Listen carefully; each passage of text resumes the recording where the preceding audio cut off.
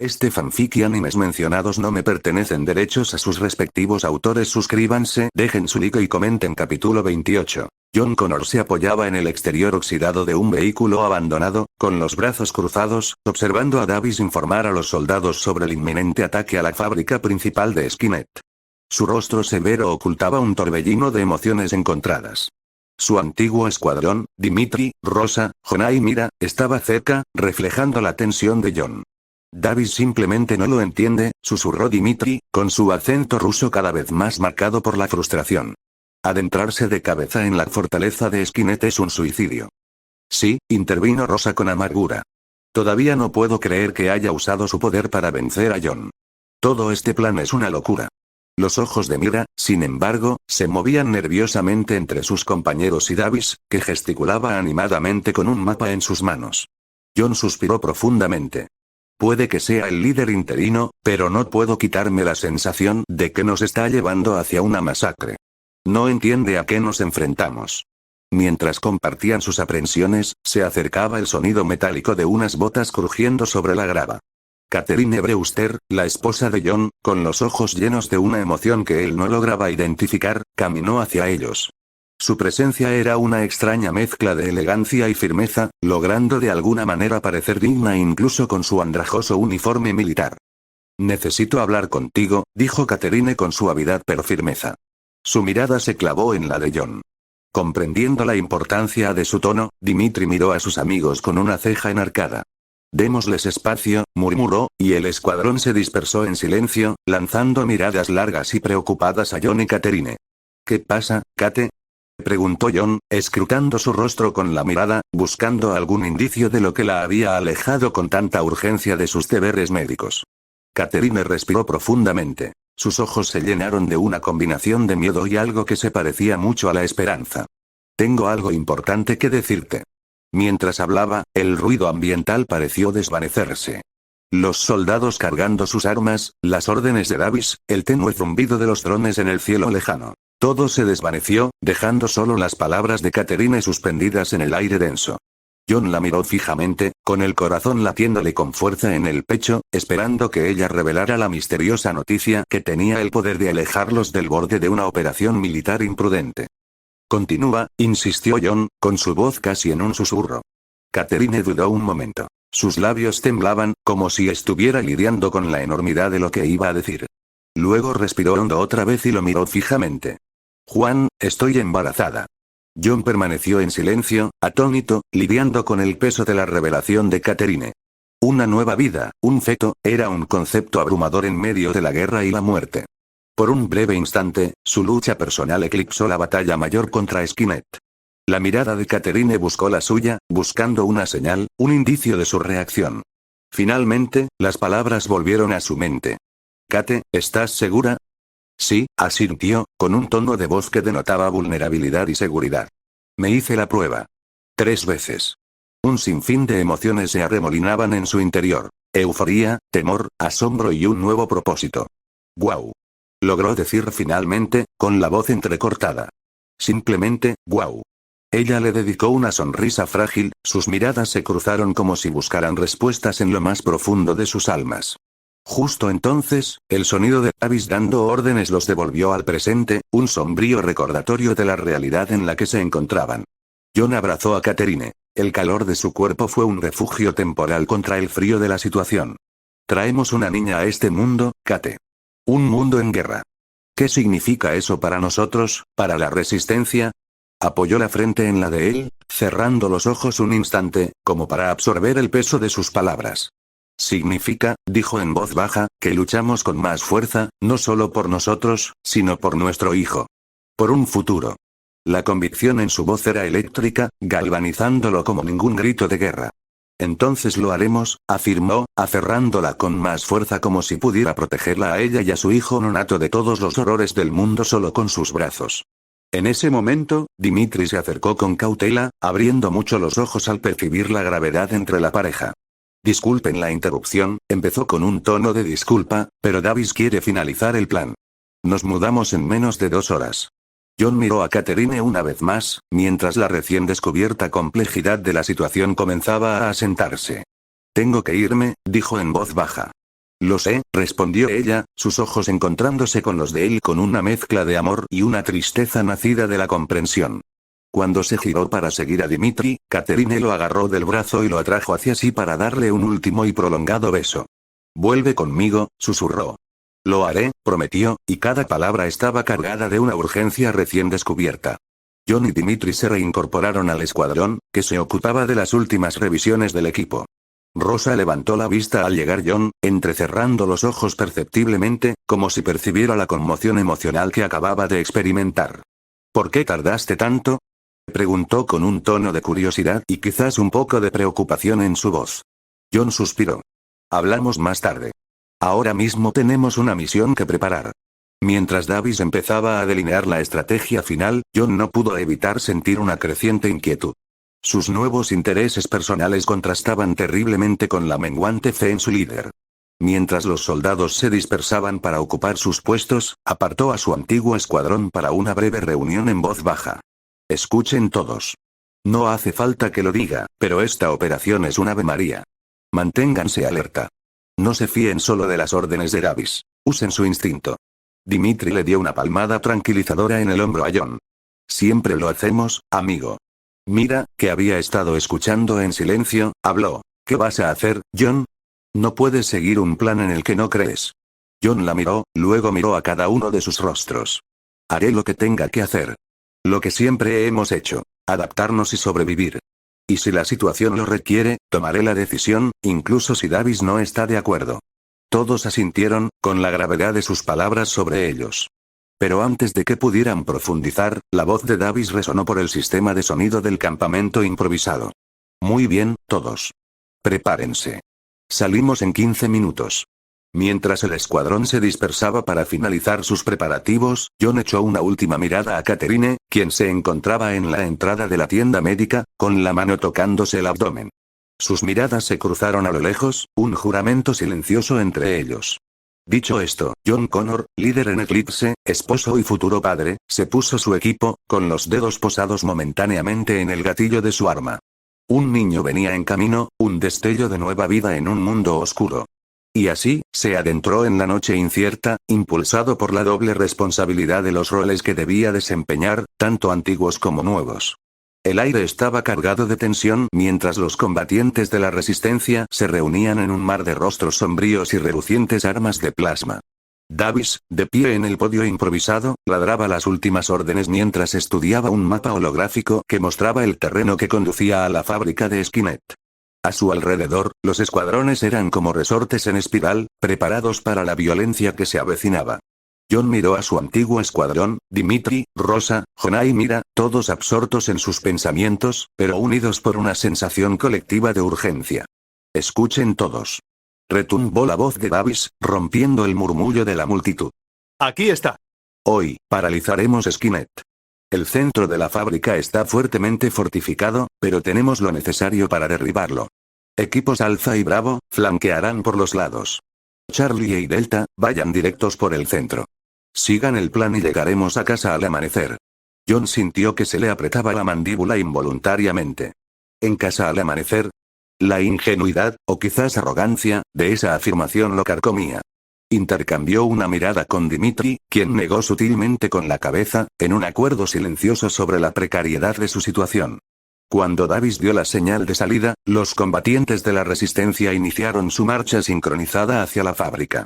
John agarró con fuerza su rifle de plasma. Su peso familiar apenas le servía de consuelo. El rostro de Catherine apareció ante él, y se armó de valor. Ya no había vuelta atrás.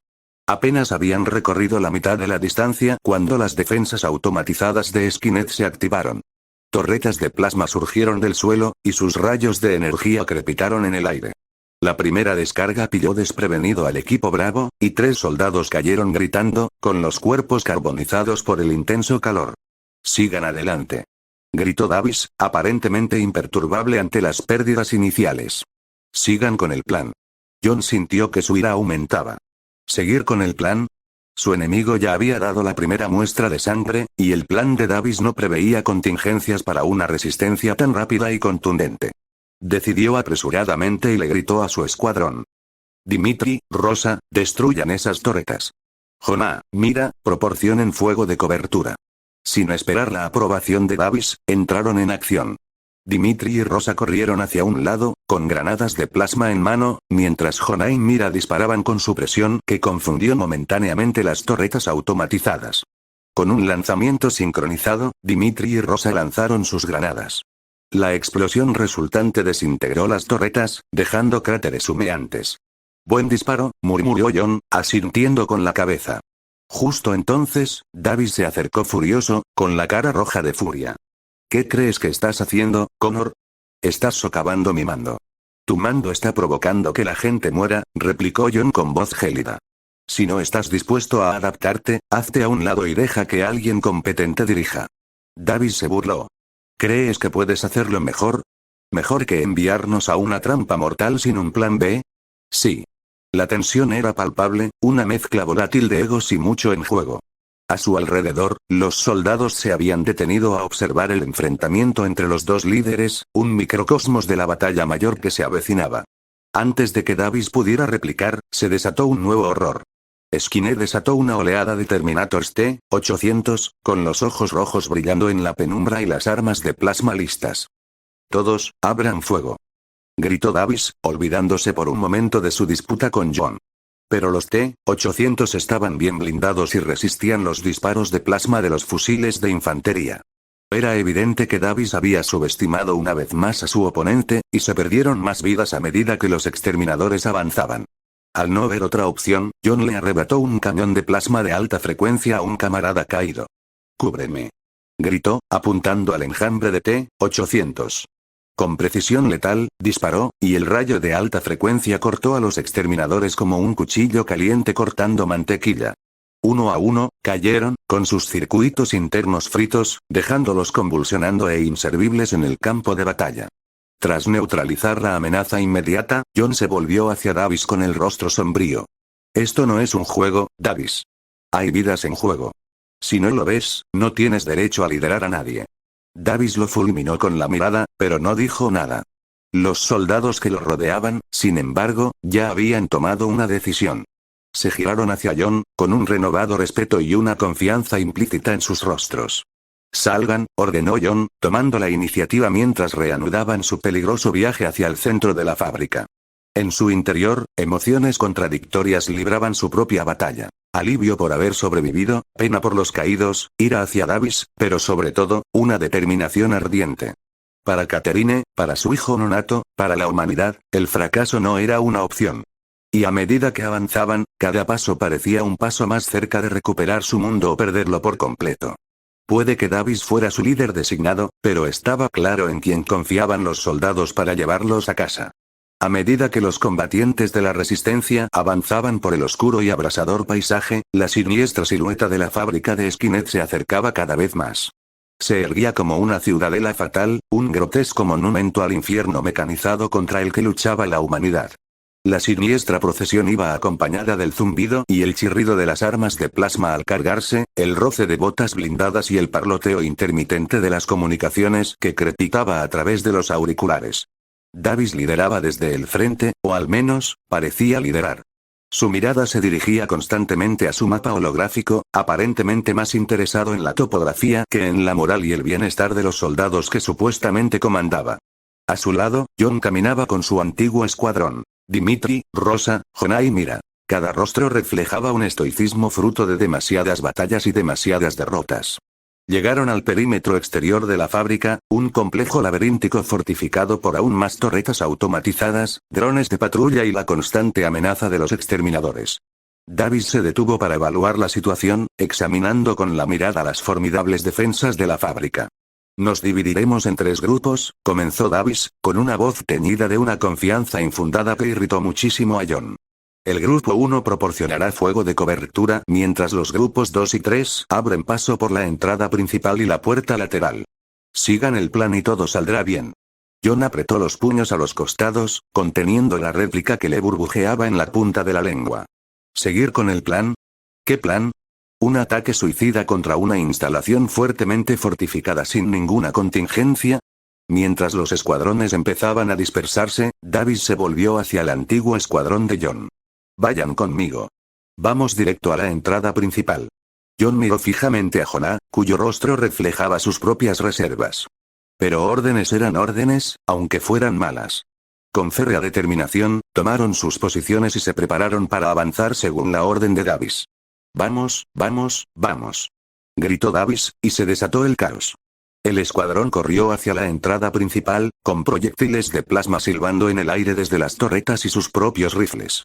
Jonah y Mira proporcionaban fuego de contención, mientras Dimitri y Rosa lanzaban granadas de plasma a las torretas. Jon, con su rifle de plasma calentándose por el fuego continuo, sintió un terror visceral que le recorría la espalda. Estaban demasiado expuestos, demasiado apiñados. Era el escenario perfecto para una masacre. Y entonces sucedió. Una nueva línea de torretas emergió de compartimentos ocultos en el suelo y, antes de que nadie pudiera reaccionar, desató una descarga devastadora. Jonah, quien estaba más cerca de las nuevas torretas, recibió la peor parte del fuego. Su grito atravesó el aire mientras su cuerpo, envuelto en plasma, se desintegraba en un destello cegador. «Jonás», gritó Mira, con una mezcla de incredulidad y agonía en su voz. Jon sintió como si le hubieran quitado el aire de los pulmones, reemplazado por una furia pura y sin adulterar. Se giró hacia Davis con los ojos encendidos. «Lo mataste. Tu incompetencia nos acaba de costar un buen hombre».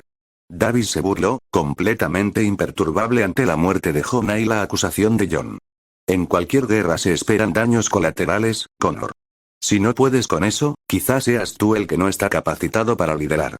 Eso fue todo. El punto de quiebre. Jon se abalanzó sobre Davis, agarrándolo del cuello y acercándolo, con la voz en un susurro venenoso. «Cabrón egocéntrico y egoísta. Esto no es un juego, son vidas. Ya no eres líder». «¿O qué?», replicó Davis, intentando zafarse de Jon, pero sin éxito. «¿Darán un golpe de estado? ¿Dividirán aún más la resistencia?». Jon lo soltó, con la voz teñida de disgusto. «No. Lo guardaré, empezando por anular tus tácticas fallidas». Ignorando por completo a Davis, Jon se volvió hacia el resto de su escuadrón y los combatientes cercanos, que habían observado la escena en un silencio atónito.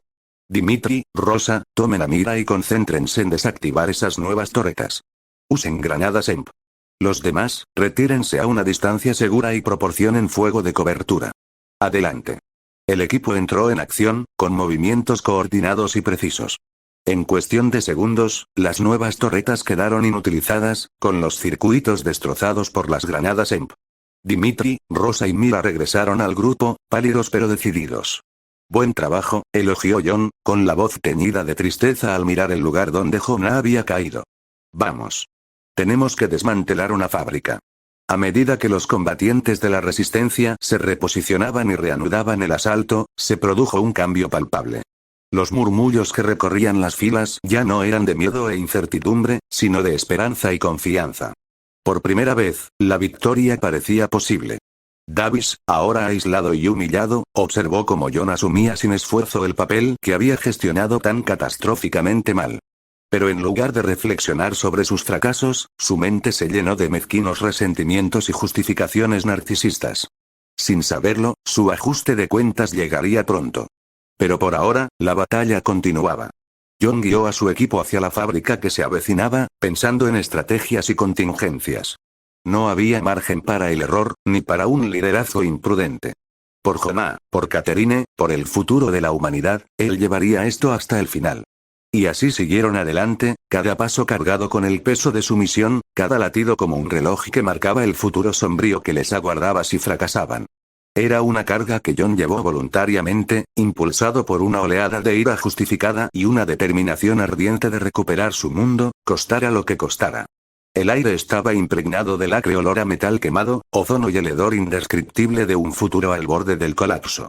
Sus monstruosas puertas, fortificadas con una amalgama de acero y una aleación desconocida, eran la última línea de defensa ante las entrañas del poderío industrial de Skynet.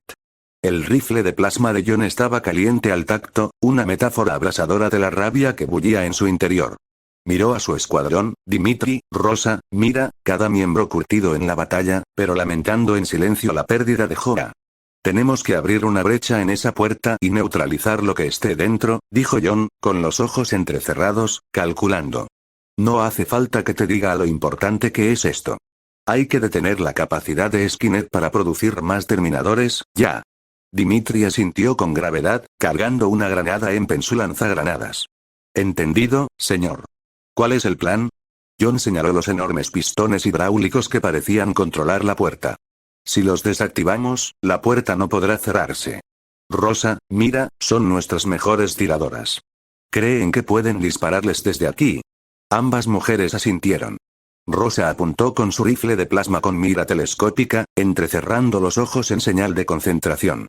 Mira imitó sus movimientos, con las manos firmes a pesar de la tensión.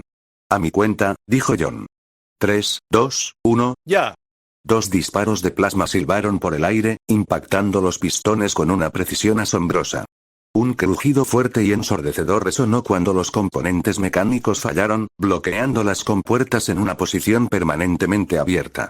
Excelente tiro, elogió John, y luego se volvió hacia Dimitri. Dimitri, tú y yo avanzaremos. Rosa, mira, cúbranos. Avanzaron con precisión militar hacia la puerta, ahora abierta. El corazón de John latía con fuerza, cada paso los acercaba al corazón de la operación enemiga. Pero al acercarse a la entrada, una voz confusa zumbó por los auriculares de la radio. Davis, a todas las unidades, retírense inmediatamente. Repito, retírense. La mirada de John se cruzó con la de Dimitri. Ambos negaron con la cabeza, incrédulos. ¿Está loco?, exclamó Dimitri con un tono de incredulidad y desdén. John agarró su radio y presionó el botón de transmisión con una fuerza que delataba su frustración. Davis, ¿qué demonios haces? Tenemos tiro libre. El riesgo es demasiado alto, Connor, replicó Davis, con la misma suficiencia y exasperación de siempre. No podemos proceder sin más, John lo interrumpió. No tenemos tiempo para tu cobardía. Nos estamos moviendo. Ignorando los graznidos de protesta de Davis, John y su escuadrón avanzaron a través de la puerta abierta hacia el vientre de la bestia. El interior de la fábrica era un paisaje de pesadilla con líneas de montaje automatizadas, brazos robóticos que blandían metal fundido y chispas que volaban por todas partes.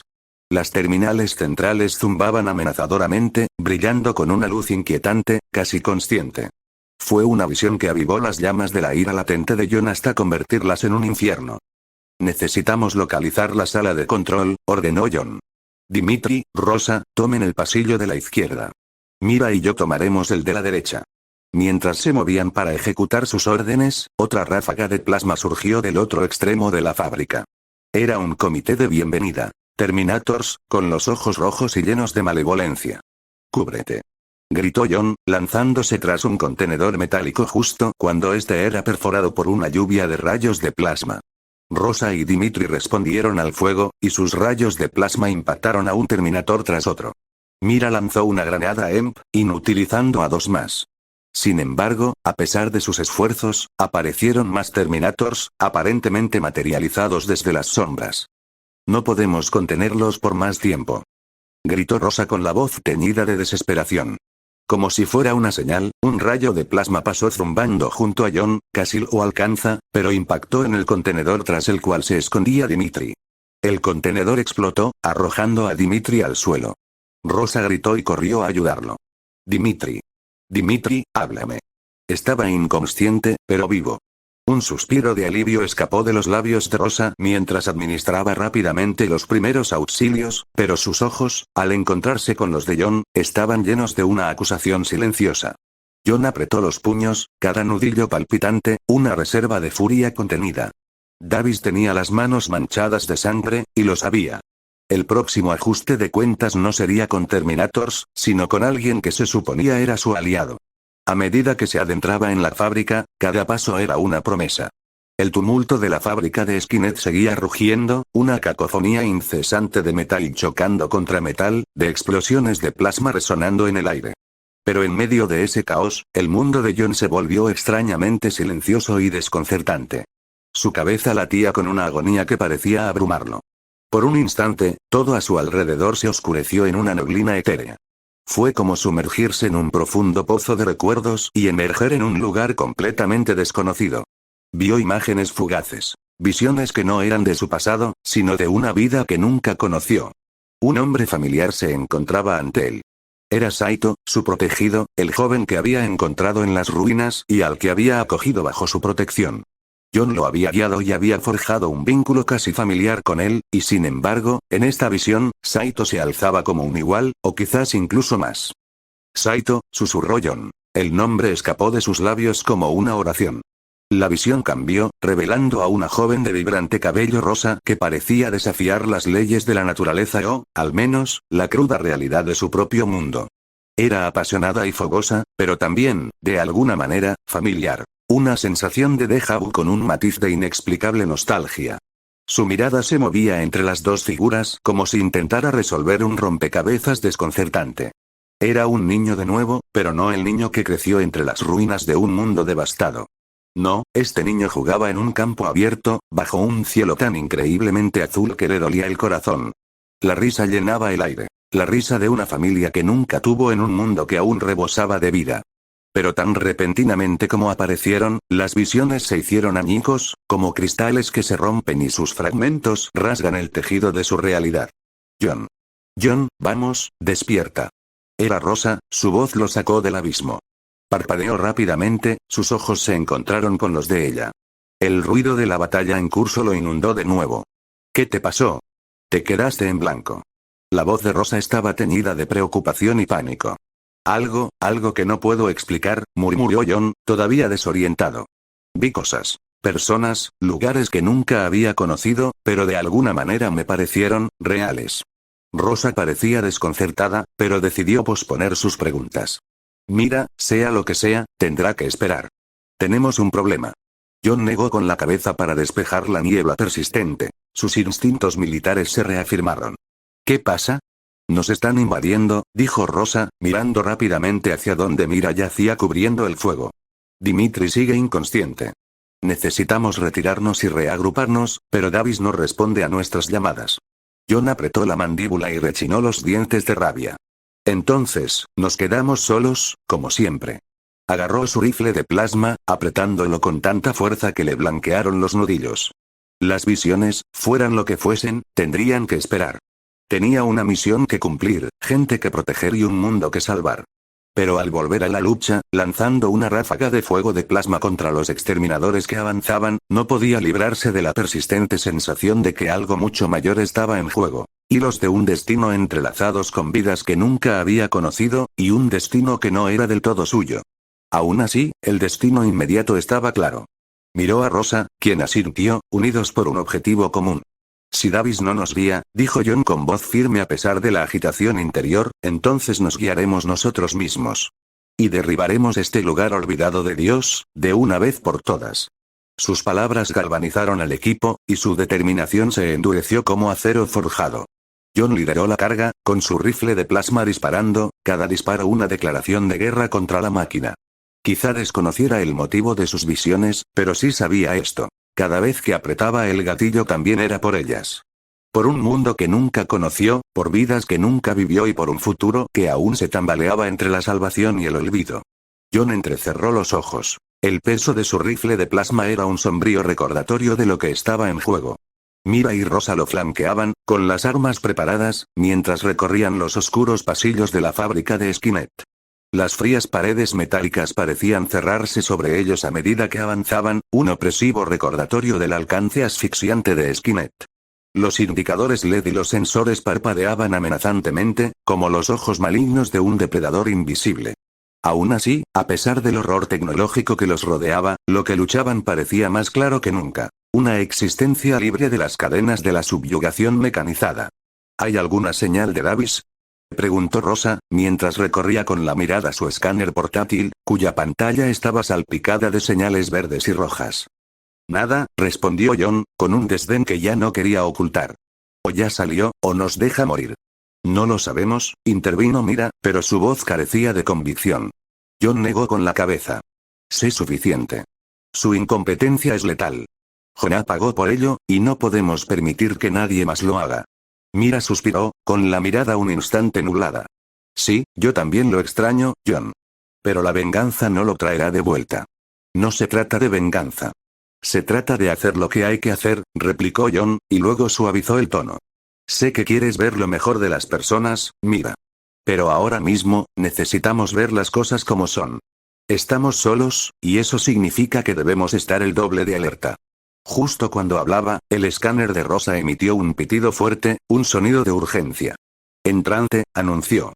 Apenas lo había dicho cuando un enjambre de T-800 avanzados dobló la esquina, con sus ametralladoras de plasma prendidas. ¡Cúbrete!, gritó John, saltando tras un pilar derrumbado mientras disparos de plasma surcaban el aire, impactando contra las paredes y el suelo en una danza de chispas y metal fundido. Rosa y Mira los siguieron, escondiéndose tras los restos de lo que parecía ser una vieja estación de trabajo. La fábrica a su alrededor parecía estremecerse con cada disparo, una cacofónica sinfonía de guerra. John salió de su escondite, apuntando con precisión con su rifle de plasma. Una ráfaga de 3 balas desintegró la cabeza de un T-800, y su cuerpo se desplomó en una lluvia de chispas. Rosa se asomó desde detrás de su escondite, apuntó y disparó. Otro Terminator cayó, con su ametralladora de plasma girando violentamente al impactar contra el suelo. Mira aprovechó la breve pausa en la acción para eliminar al último con un disparo bien colocado a su celda de energía, provocando que explotara en una lluvia de fragmentos metálicos. «Muévanse», ordenó John, indicándoles que lo siguieran. Se arrastraron entre los escombros y continuaron su viaje hacia el interior de la fábrica. De vez en cuando, Rosa echaba un vistazo a su escáner, y cada vez, la tensión entre ellos aumentaba. El núcleo central, el corazón de las operaciones de esta fábrica, estaba cerca. Finalmente, llegaron a una gran puerta fortificada. Sobre ella, el número C-17 brillaba amenazante. «Esto es todo», murmuró John, mirando a Rosa y Mira a los ojos. «Una vez que entremos, no habrá vuelta atrás. Cerramos este lugar o morimos en el intento». Rosa apretó la mandíbula. «Entonces asegurémonos de que no sea esto último». John se acercó al panel de control de la puerta, sorteando las medidas de seguridad con unos pocos movimientos hábiles. Siempre se le daba bien la tecnología, una amarga ironía dado lo que estaban combatiendo. La puerta se abrió con un siseo, revelando una sala cavernosa llena de maquinaria y terminales, todas zumbando sincronizadas como una mente colmena. «El núcleo central debería estar al fondo», dijo Mira, recorriendo la sala con la mirada. «Si logramos desactivarlo, toda la fábrica se paralizará». Se movieron con una urgencia renovada, con sus rifles de plasma listos. Ya casi estaban allí. Casi. Y ahí fue cuando sucedió. Una extraña sensación, como una descarga eléctrica, recorrió el cuerpo de John. Su visión se nubló, y la habitación a su alrededor se desvaneció en una niebla de colores. Por un instante, sintió como si hubiera regresado a ese mundo diferente, oyendo la risa distante de aquella misteriosa chica de cabello rosa y viendo el rostro de Saito. Pero esta vez, la visión fue interrumpida por un sonido diferente, un sonido del mundo real que lo devolvió a la dura realidad de su vida. El sonido de algo encendiéndose. Sus ojos volvieron a enfocarse justo a tiempo para ver un gigante con forma de araña hecho de polialeación mimética, emerger de una cámara en el otro extremo de la habitación. «John», gritó Mira, sacándolo de su estupor. «Tenemos un gran problema». «Sí», murmuró John, mirando fijamente a la monstruosidad que tenían delante. «Sí, lo hacemos». Apretó el agarre de su rifle de plasma, su determinación se endureció como nunca antes. Estaban tan cerca, tan cerca. Y ninguna visión, ninguna incertidumbre, ninguna máquina monstruosa lo apartaría de su objetivo. «Terminemos con esto», dijo, con la voz teñida de una determinación que parecía surgir de otra vida, de otro mundo, uno que, a pesar de su surrealismo, se sentía más conectado a él que nunca. La sala se estremeció al ver al T-1000 movilizarse, con sus colosales patas despegando del suelo y su cuerpo goteando la polialeación plateada y mimética, siempre cambiante. Pero no fue el imponente tamaño de la criatura lo que heló la sangre de John. Fue la comprensión de que esta monstruosidad encarnaba el aterrador dominio de Skynet sobre la tecnología. «¡Atención!», gritó Rosa, disparando su rifle de plasma a una de las muchas patas de la criatura. Sus disparos la impactaron, pero no lograron frenarla. «Mantén la distancia», aconsejó Mira, mientras ella también abría fuego, apuntando a las articulaciones. «Si logramos inmovilizarlo, tendremos una oportunidad». John ya iba varios pasos por delante. «Rodéenlo», ordenó. «Mira, enfoca el fuego en las patas izquierdas. Rosa, apunta a la derecha. Intentaré dispararle bien al centro». El trío se separó, sus botas golpeando el frío suelo metálico. Cada paso era pesado, tanto física como emocionalmente. Cada disparo era más que una simple ráfaga de plasma. Era una súplica desesperada por sobrevivir. John se refugió tras una consola alta llena de luces parpadeantes e interfaces nerviosas, aprovechando el breve respiro para recargar. El peso de los cartuchos de plasma en su mano parecía tranquilizarlo. El acto simple pero crucial servía de agudo contrapunto a la complejidad de su situación. «Mira, estado», gritó a través del caos. «Tenemos una pierna inmovilizada. Pero esto es un tanque, John. Nuestras armas no pueden hacer mucho». «Sigan disparando y muévanse si es necesario», gritó John. «Solo necesitamos bajar la velocidad». Saliendo corriendo de su escondite, John voló en círculos hacia lo que supuso era la parte frontal de la abominación. Sus ojos se movían frenéticamente, buscando un punto débil, algo que se asemejara a un núcleo o una unidad central de procesamiento. Entonces lo vio. Un nodo pulsante justo debajo de la cabeza de la máquina, si así se le podía llamar. Su dedo apretó el gatillo antes de que su cerebro procesara por completo la decisión. La bala de plasma voló recta y certera, impactando el nodo y causando una onda de distorsión que se extendió por el cuerpo de la criatura. El T-100000 chirrió. Un chirrido metálico que los hizo estremecer a todos. «Funciona», gritó Rosa, con los ojos iluminados por una nueva esperanza. «Apunten al nodo, todos». Con una determinación sombría grabada en sus rostros, el trío centró su fuego en el punto vulnerable de la máquina. Con cada impacto, el T-1000 parecía tambalearse, sus movimientos se volvían más erráticos. Finalmente, tras lo que pareció una eternidad, la colosal criatura se desplomó, licuándose su cuerpo en un charco de polialeación inerte. La sala quedó en silencio, salvo por la respiración agitada de 3 seres humanos exhaustos. «Lo logramos», jadeó Mira, bajando su arma. «Aún no hemos terminado», respondió John. Tenía la mirada fija en la terminal central al fondo de la sala, el verdadero corazón de esta pesadilla mecánica. Con férrea determinación, se acercó, moviendo los dedos sobre la interfaz mientras iniciaba la secuencia de apagado. Entonces, cuando la pantalla mostró el mensaje de confirmación final, John dudó. Por un breve instante, su mente regresó a las visiones que había tenido. La misteriosa mujer de cabello rosa, Saito, y los destellos extrañamente nostálgicos de una infancia que nunca tuvo. Una inexplicable sensación de pérdida lo invadió, teñida con la promesa de respuestas que tal vez nunca encontraría. Con un profundo suspiro, John presionó el botón de confirmación. La terminal parpadeó y luego se apagó. A su alrededor, la fábrica crujió al apagarse como un monstruo moribundo que exhalaba su último aliento.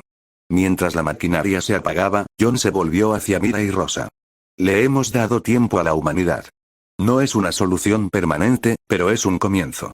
«¿Y qué pasa con Davis?», preguntó Rosa, entrecerrando los ojos. John apretó los puños. «Cuando regresemos, tendremos una larga conversación con él y el resto de la cadena de mando. Esto no puede volver a ocurrir». En ese momento, una serie de mensajes confusos y cargados de estática llegaron a través de sus radios. Escucharon atentamente las voces de otros escuadrones que informaban de la desactivación de las unidades Skynet en toda la zona. John miró a Mira y Rosa, sus ojos se encontraron con los de ellas en un momento de silenciosa comprensión. A pesar de las grandes pérdidas, hoy habían logrado algo significativo. Fue una victoria sombría, pero una victoria al fin y al cabo. Y, sin embargo, al emprender el regreso a través de la fábrica, ahora silenciosa, John no podía evitar la sensación de que su lucha estaba lejos de terminar. Las visiones que lo atormentaban sugerían una conexión con algo, o alguien, más allá de este mundo devastado por la guerra. Insinuaban preguntas más importantes, misterios más profundos y un entrelazamiento de destinos que desafiaba toda lógica. Pero por ahora, esas preguntas tendrían que esperar. La preocupación inmediata era regresar, reagruparse y prepararse para la siguiente batalla. Porque mientras Skynet siguiera funcionando, mientras Davis siguiera al mando, su lucha estaba lejos de terminar. Y John Connor estaba más preparado que nunca para guiar a la humanidad a través de cualquier prueba que le aguardara.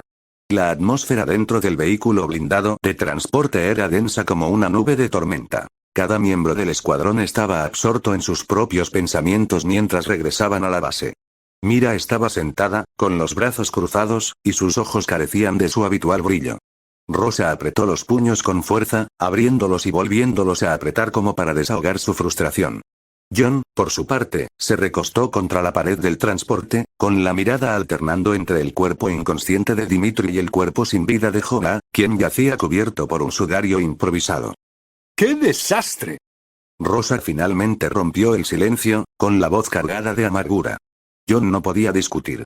Esta misión, que pretendía ser un paso decisivo para cambiar el rumbo de la guerra contra Skynet, había dejado al descubierto las deficiencias de su liderazgo. Y el coste había sido demasiado alto.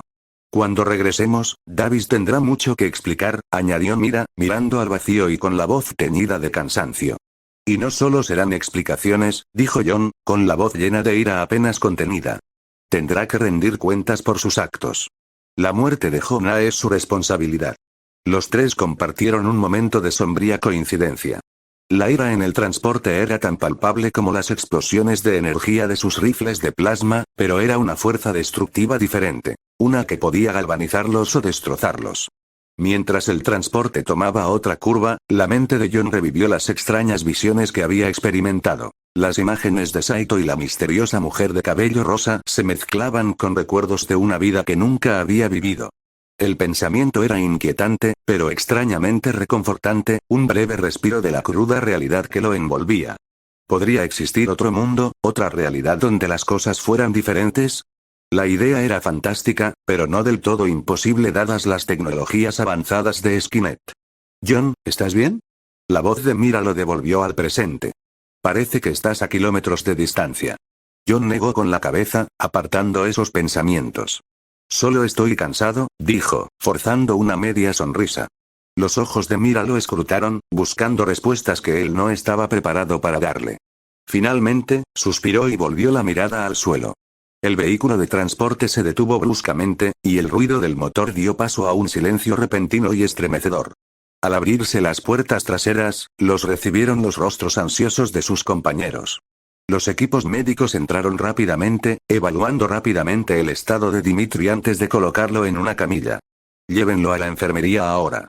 Ordenó uno de los médicos, y el equipo se llevó rápidamente a Dimitri, con el rostro pálido y la respiración entrecortada. La responsabilidad del cuerpo de Jonah recayó sobre John, Mira y Rosa.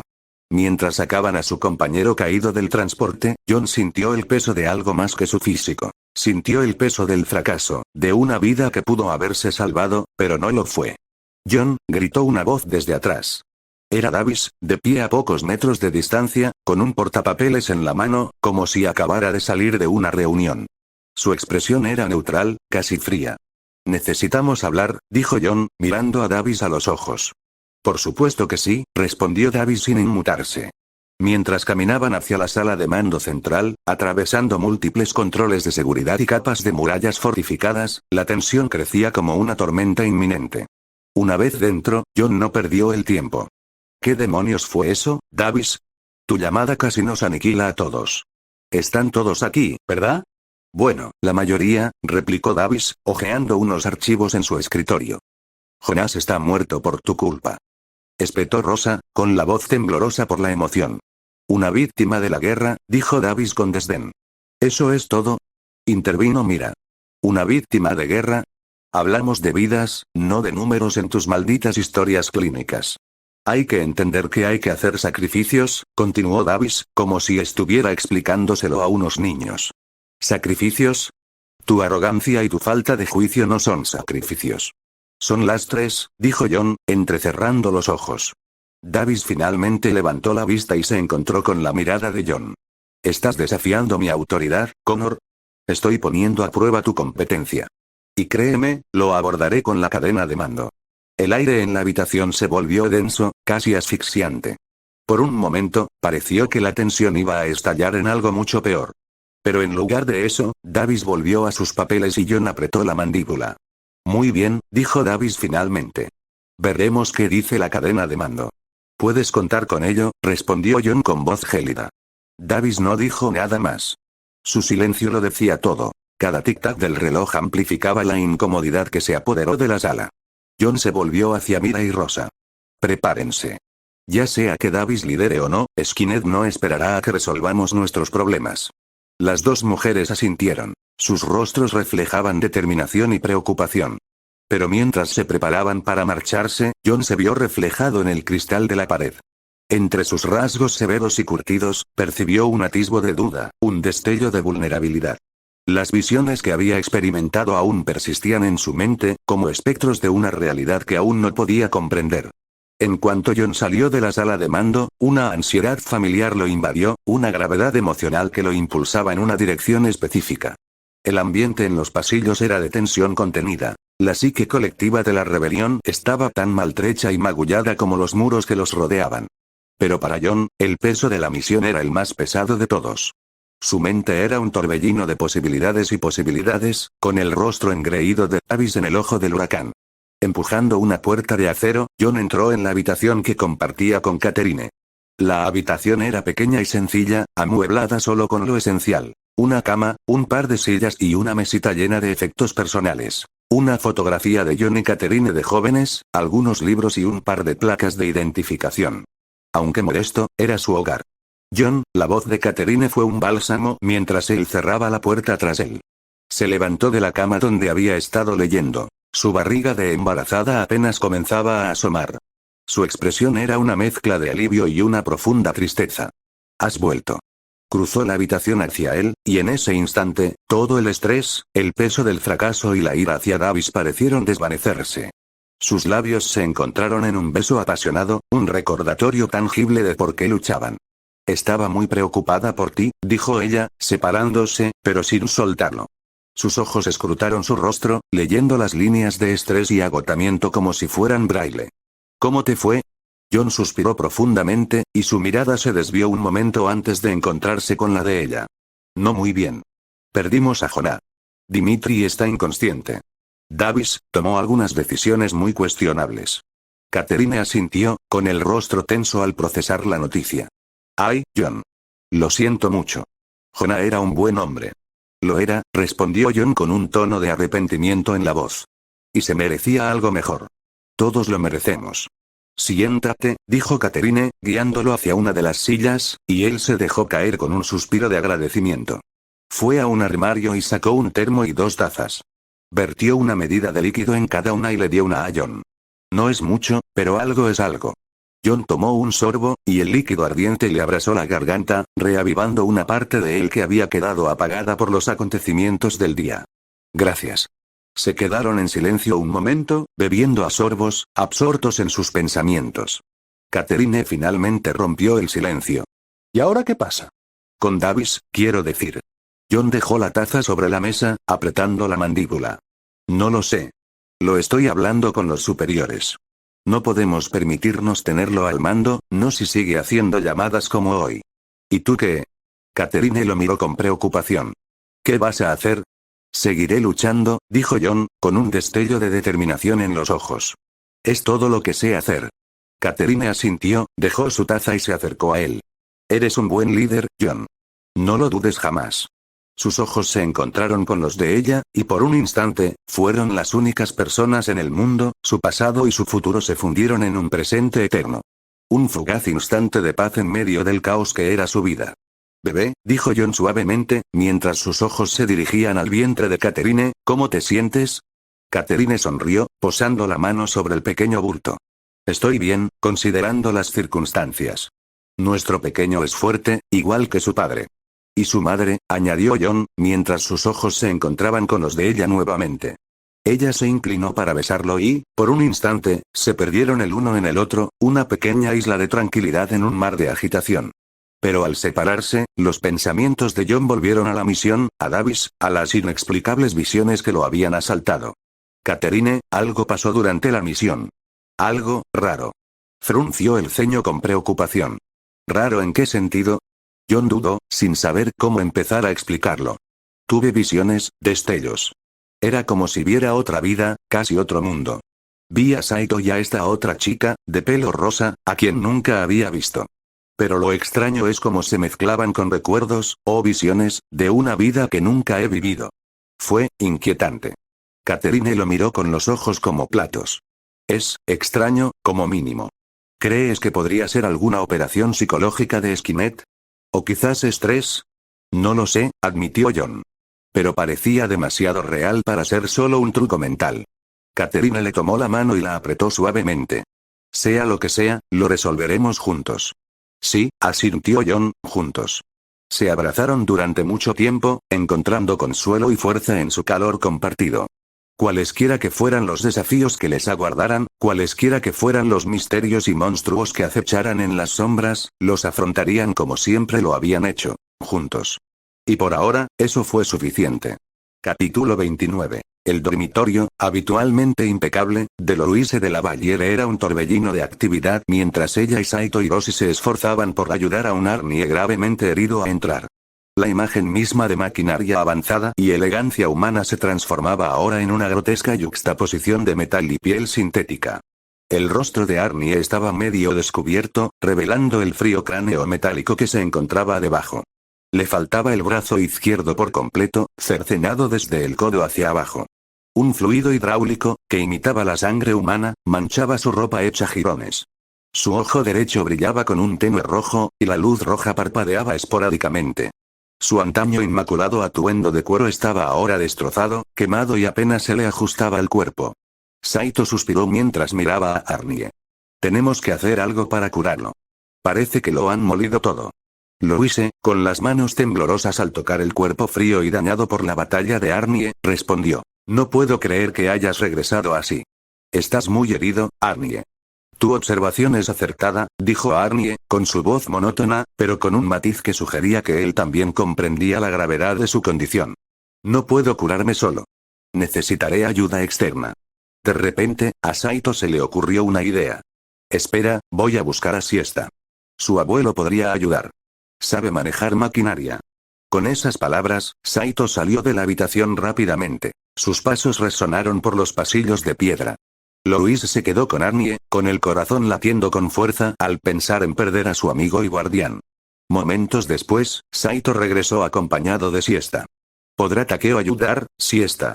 Preguntó Saito, apenas conteniendo su entusiasmo. Siesta sonrió, con los ojos brillantes. Resulta que recibí una carta suya el otro día. De hecho, va de camino a la academia y debería llegar hoy. De ninguna manera. Exclamó Saito. Parece que el destino está de nuestro lado, intervino Louise, sintiendo un alivio que la invadió como una ola cálida. El ojo rojo de Arnie se enfocó con más intensidad. También existe una solución alternativa. El director Osmond descubrió otra unidad T-800. Actualmente se encuentra almacenada en las profundidades de la academia.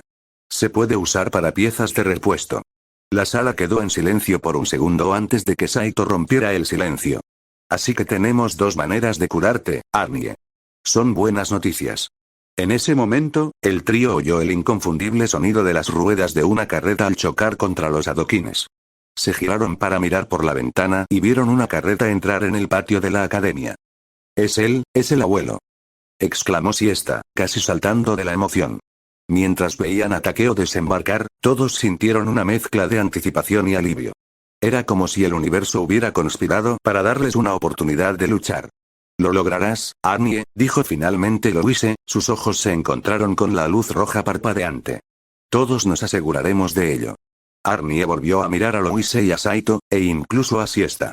Aunque su rostro no podía expresar emociones, algo en la habitación cambió sutilmente, como si el aire se hubiera espesado con una comprensión tácita. Es un plan aceptable, dijo Arnie, su ojo rojo brillando un poco más, como si se alimentara del optimismo y el amor en la habitación. Saito, Louise y Siesta bajaron apresuradamente la gran escalera de la academia. Sus pasos resonaban por los elaborados pasillos. Finalmente, empujaron las pesadas puertas y salieron al patio. El aire estaba cargado con el aroma a tierra húmeda y lluvia fresca. Una purificación muy necesaria tras las arduas batallas que habían librado.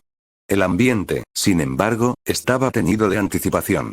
Takeo, un hombre de rasgos curtidos y mirada serena y calculadora, ya estaba bajando de su carreta. Sus ojos brillaban como piedras pulidas al ver acercarse al trío. Ya era un anciano, pero su rostro conservaba vestigios del joven soldado que Saito había conocido en otro tiempo, en otro lugar. La resistencia del futuro. Ah, Saito. Louise. Siesta. Qué bueno verlos a todos. Los saludó Takeo cálidamente, con voz ronca pero llena de vida. Me alegro de verte también, Takeo, dijo Siesta con entusiasmo, corriendo a los brazos de su abuelo. Louise y Saito intercambiaron miradas antes de extenderse la mano a modo de saludo. Fue un encuentro que transmitió familiaridad y seriedad. Tengo algo para ti, Saito, dijo Takeo, metiendo la mano en su carro. Sacó un objeto cuidadosamente envuelto y se lo entregó a Saito. Tu rifle de plasma M25. Me llevó un tiempo, pero logré arreglarlo. Saito abrió mucho los ojos. ¡Ay! Lo había olvidado por completo. Te lo envié hace un rato. Gracias, Takeo. Takeo se rió entre dientes. Has estado ocupado luchando contra terminadores. Es comprensible. La mirada del anciano se desvió ligeramente. Por cierto, ¿cómo va la moto que te regalé? Saito rió nervioso, rascándose la cabeza. Ah, sobre eso, se destruyó en batalla. Takeo arqueó una ceja, pero luego le restó importancia. Está bien, siempre y cuando ambos estén a salvo. Eso es lo que importa. Cambiando de tema, Saito miró a Takeo a los ojos. De hecho, necesitamos tu ayuda para algo más urgente. Arreglar a Arnie. Sí, el T-800. Lo recuerdo, dijo Takeo, con la mirada un instante nublada por emociones complejas. ¿Dices que está dañado? Gravemente, intervino Louise, mordiéndose el labio. Ha perdido un brazo y sus sistemas internos están gravemente dañados. Takeo parecía preocupado, pero también intrigado. Bueno, tengo cierta experiencia en ingeniería gracias a mi experiencia con la resistencia en el futuro. Pero incluso así, reparar maquinaria tan avanzada sin repuestos va a ser difícil. La falta de tecnología aquí ya hacía bastante difícil reparar tu rifle de plasma. Saito interrumpió. Ese es el problema. Tenemos otro T-800. Lo descubrió el director Osmond y está guardado en la academia. Podemos usarlo para conseguir piezas. Los ojos de Takeo se iluminaron y una lenta sonrisa se dibujó en su rostro. Vaya, ¿no es increíble? Eso lo cambia todo. Su mirada se posó en cada uno de sus rostros. Siesta, su nieta, que era la imagen misma de la esperanza. Louise, cuya resiliencia ya había enfrentado muchas pruebas. Y Saito, el chico que había conocido cuando era joven en un futuro sombrío, ahora parado frente a él nuevamente en un giro del destino y las líneas de tiempo. Si tenemos las piezas y estás dispuesto a ayudar, estoy seguro de que podemos traer de vuelta a Arnie, declaró Takeo, con una nueva determinación impregnando sus palabras. Saito asintió. Estamos más que dispuestos. Entonces no perdamos tiempo, dijo Takeo, arremangándose la camisa desgastada. Muéstrame dónde está el otro T-800 y pongámonos a trabajar. El tiempo puede ser un laberinto para nosotros, pero ahora mismo es esencial. El grupo avanzaba por los pasillos de la academia en una procesión silenciosa, un marcado contraste con el bullicio que solía llenar el aire. Esta era una misión de otro tipo, una que les conmovía el alma de maneras indescriptibles. Al acercarse al dormitorio de Louise, Siesta rompió el silencio. Voy a buscar el otro T-800 al director Osmond, dijo con voz decidida. Lo necesitaremos para las reparaciones. Takeo asintió con aprobación. Buena idea, querida. Asegúrate de explicar que es urgente. La mirada de Siesta se cruzó con la de Saito por un instante. Un intercambio rápido y sutil que transmitía confianza. Lo haré, les aseguró, y luego se dio la vuelta y echó a correr por otro pasillo. Continuando su viaje, los tres restantes llegaron al dormitorio de Louise. Louise abrió la puerta y entraron. La habitación era una mezcla de austeridad e intimidad. Un robusto escritorio de madera repleto de pergaminos y manuscritos, una estantería llena de tomos de magia e historia, y una lujosa cama cubierta con una colcha roja intensa. En el centro de la habitación estaba Arnie, el T-800 averiado, sentado en una zona de reparación improvisada que Louise había instalado. Su aspecto era similar al final de una batalla a la que apenas sobrevivió. Le faltaba un brazo, su carne sintética se había desprendido en algunos lugares, dejando al descubierto el endoesqueleto metálico, y su sensor visual parpadeaba de forma irregular. Ah, ahí está, murmuró Takeo, dejando su bolsa de herramientas junto a Arnie. Miró al Terminator con ojos que reflejaban un profundo conocimiento tanto de la maquinaria como de los hombres. Arnie, ha pasado mucho tiempo. El sensor visual de Arnie se estabilizó por un momento. Takeo. Tu presencia es una variable a favor de mi restablecimiento operativo. Takeo rió entre dientes. Siempre tan formal. Vamos a ponerte en forma, ¿vale? Saito y Louise removieron los muebles, despejando todo el espacio posible para la inminente operación. Mientras tanto, Takeo empezó a desempacar su maleta. Alicates, destornilladores, soldador y otros utensilios que parecían reliquias de otro mundo. En cierto sentido, lo eran. Sus manos se movían con la precisión y el cuidado de un artesano experimentado, colocando sus herramientas en un orden meticuloso. Al cabo de un rato, Siesta regresó empujando un carro cargado con las piezas desmontadas del otro T-800. Listo, anunció, secándose la frente. Osmond se mostró reticente, pero aceptó cuando insistí en que era para las reparaciones de Arnie. Takeo miró las piezas y asintió con aprobación. Bien hecho, Siesta. Esto quedará genial. Arnie, que había estado observando todo el tiempo, añadió. Estos componentes son compatibles. Se pueden comenzar las reparaciones. Durante las siguientes horas, la habitación se convirtió en un santuario de meticulosa artesanía. Las manos de Takeo se movían como un maestro dirigiendo una intrincada sinfonía. Saito y Louise actuaron como sus hábiles asistentes, entregándole herramientas y piezas, sosteniendo una linterna o simplemente manteniéndose a distancia cuando las experimentadas manos de Takeo realizaban maniobras particularmente complejas. Arnie permaneció completamente consciente, proporcionando diagnósticos en tiempo real a medida que sus sistemas se restauraban gradualmente. El tiempo parecía fluir de otra manera, cada tic-tac del reloj, apresurado y eterno. Tras lo que parecieron instantes y horas, Takeo dio un paso atrás y suspiró, secándose el sudor de la frente. Está bien.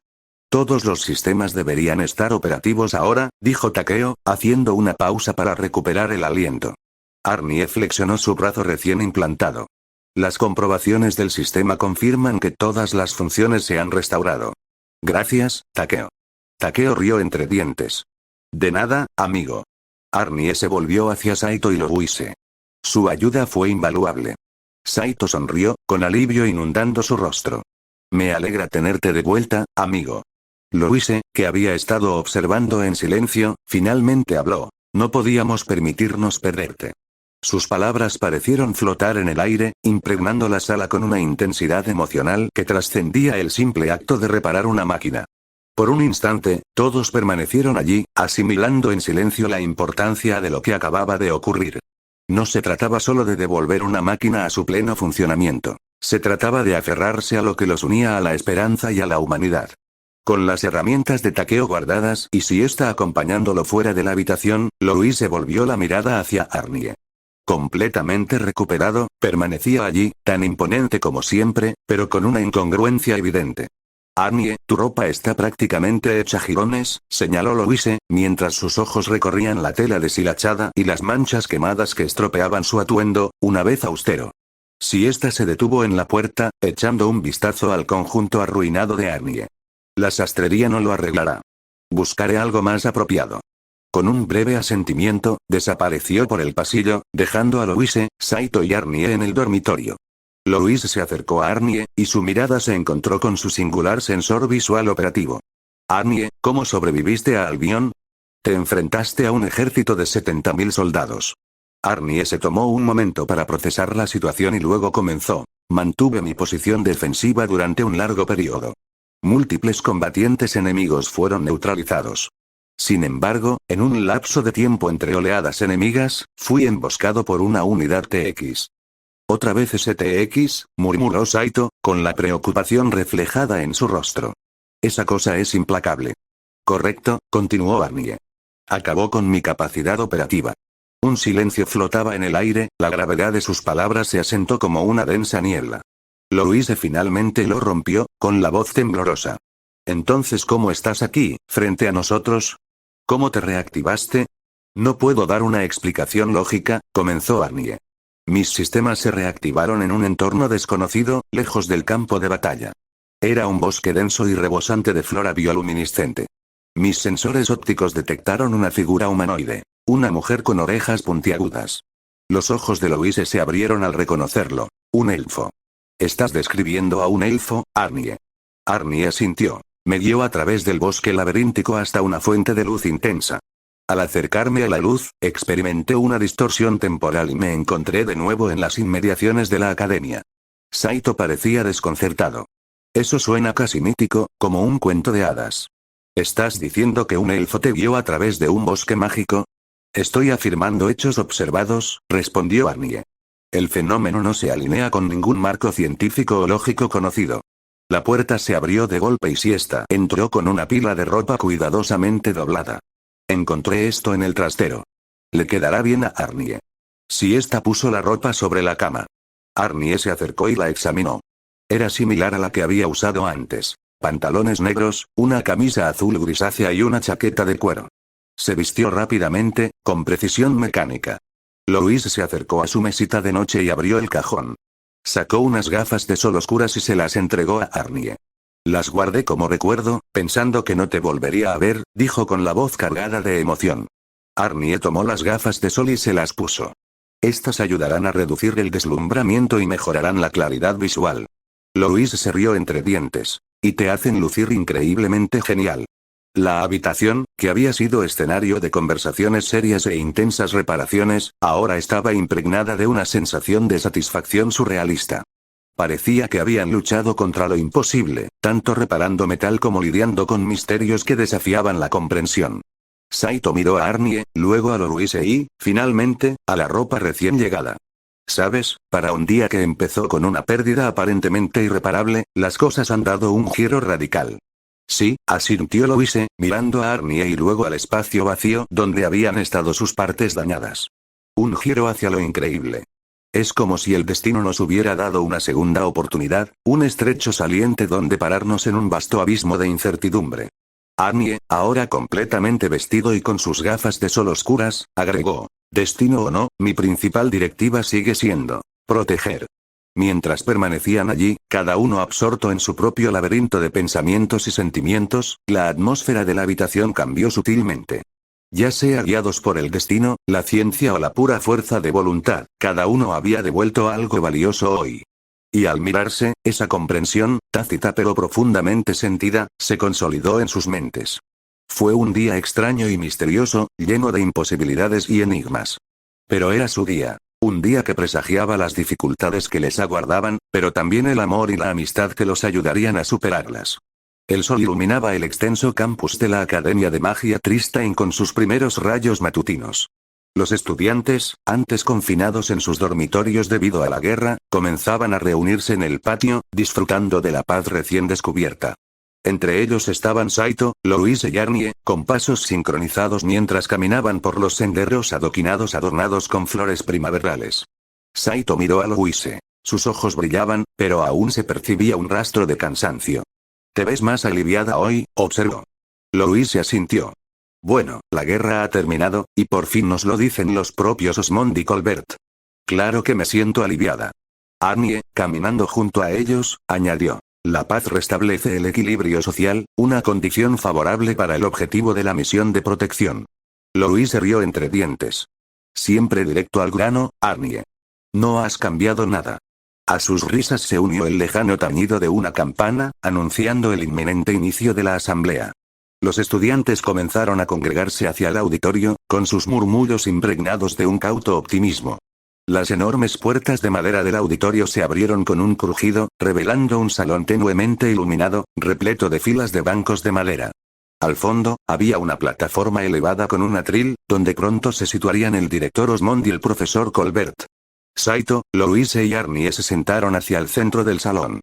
Podían sentir el bullicio en la sala, un murmullo colectivo de preguntas que pedían respuestas.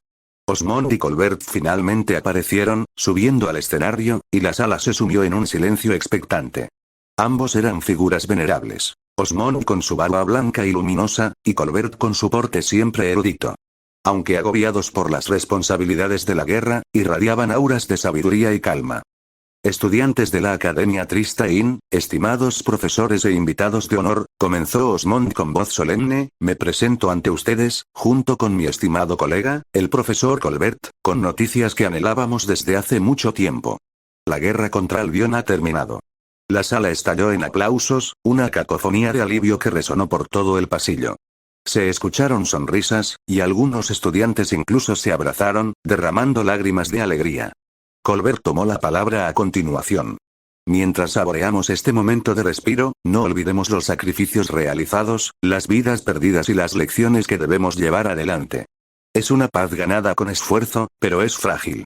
Louise sintió que el corazón se le llenaba de emoción, aferrándose con fuerza a su regazo.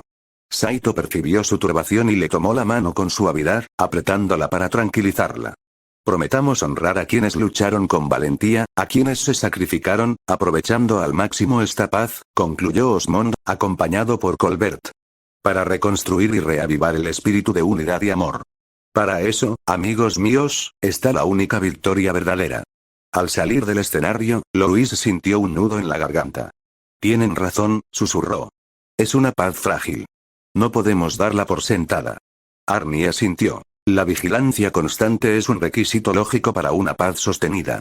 Antes de que pudieran continuar la conversación, una figura familiar se les acercó. Era Agnes, con su rostro severo suavizado por una sonrisa, y sus ojos azules desplegando una intensidad misteriosa.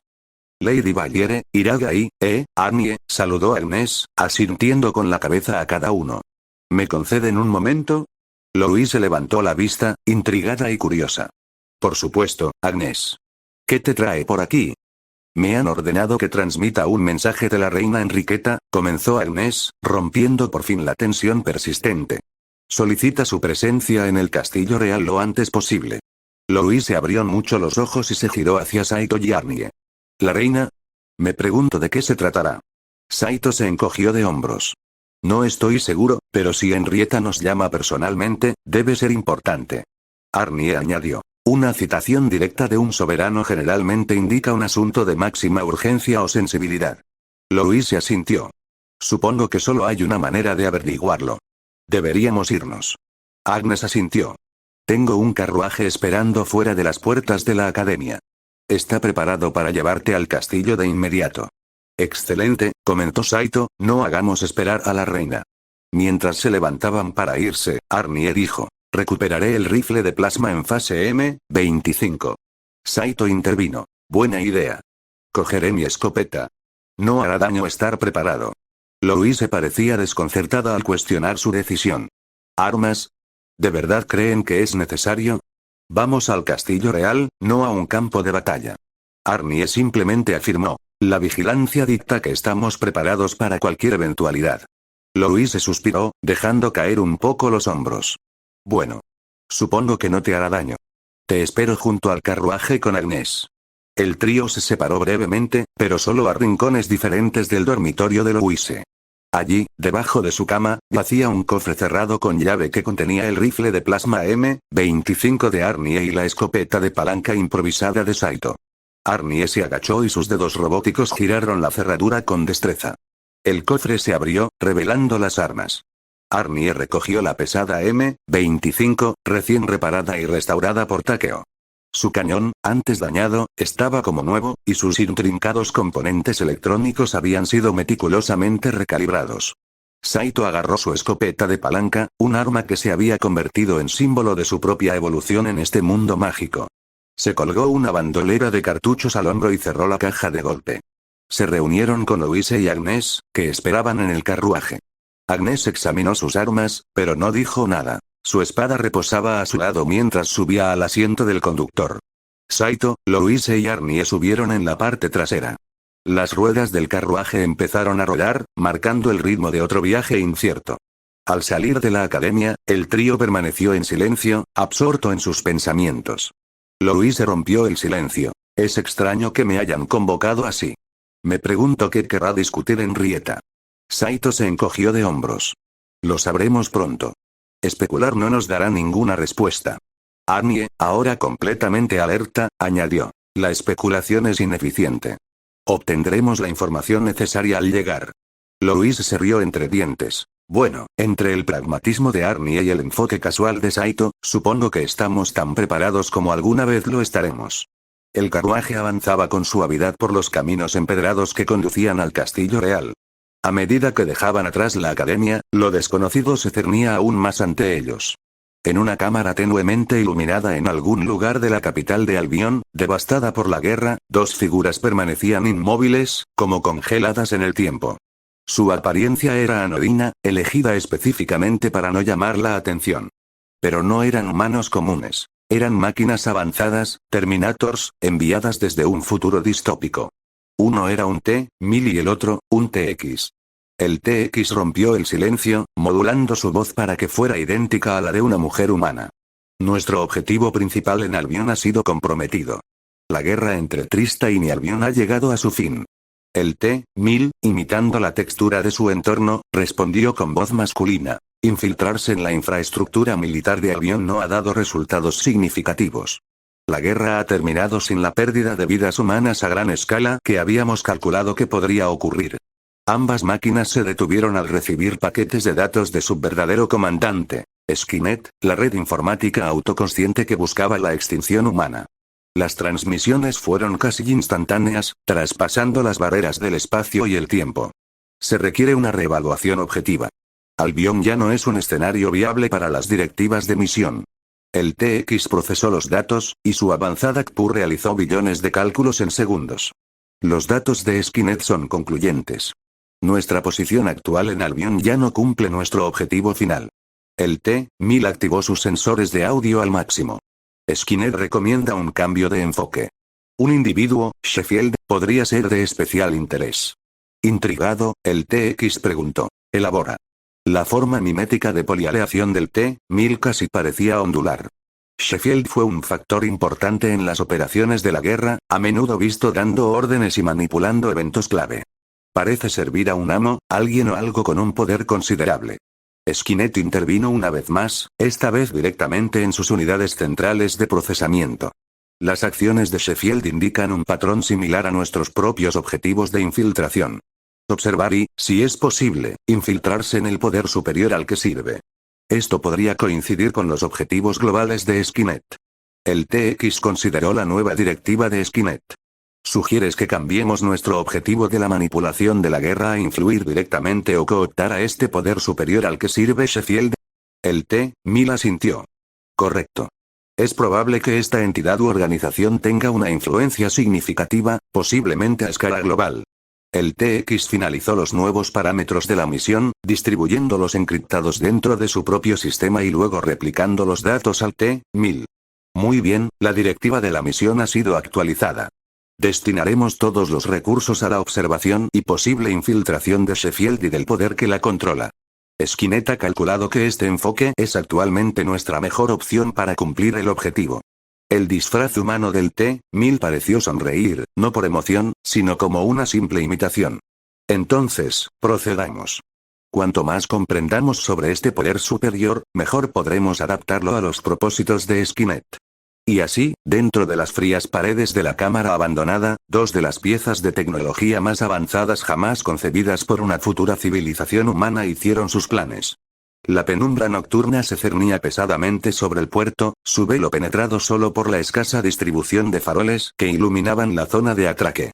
El TX y el T-1000 emergieron de las laberínticas calles de la capital de Albion y llegaron al muelle. A medida que avanzaban, sus formas cambiaban sutilmente, ocultándolos con la vestimenta de marineros mercantes. El disfraz era perfecto. La fachada era indetectable para la percepción humana. La información sobre los movimientos del Sheffield indica que salió de Albion hace 3 días, rumbo a Tristain, dijo el T-1000, escaneando los distintos barcos anclados a lo largo del puerto. El TX asintió, con su visión capaz de realizar escaneos térmicos y de rayos X, entonces tenemos poco tiempo que perder. Según los datos temporales de Skynet, es imperativo que nos mantengamos cerca de ella. Fallar en esta misión no es una opción. Tras elegir una embarcación que parecía adecuada a sus necesidades, el TX se adelantó y contactó con el capitán. Mediante mímica vocal y algoritmos influyentes, convenció sin esfuerzo al capitán de que eran comerciantes que se dirigían a Tristain en busca de oportunidades comerciales. Se intercambió dinero falso, pero indistinguible del auténtico. En cuestión de minutos, se encontraron a bordo del barco, que comenzó a zarpar del puerto. Mientras el buque comenzaba a mecerse al ritmo del mar abierto, ambos terminadores realizaron un diagnóstico rápido para asegurar que sus algoritmos de equilibrio estuvieran bien calibrados. Durante un rato, ambos permanecieron en la cubierta, mirando fijamente el oscuro abismo del océano, aparentemente contemplando a la manera de los humanos, pero en realidad, sus CPU estaban procesando innumerables escenarios, creando contingencias y formulando estrategias. Mientras la nave surcaba las oscuras aguas, las dos máquinas descendieron bajo cubierta. El TX se volvió hacia su contraparte. Una vez que lleguemos a Tristain, nuestro primer paso será localizar a Sheffield. Desde allí, podemos observar o, si se presenta la oportunidad, intentar conectarnos directamente con su red. La interconexión podría ser una decisión arriesgada, advirtió el T-1000. Aún no comprendemos el alcance total de las capacidades de esta potencia superior. Podría tener contramedidas que desconocemos.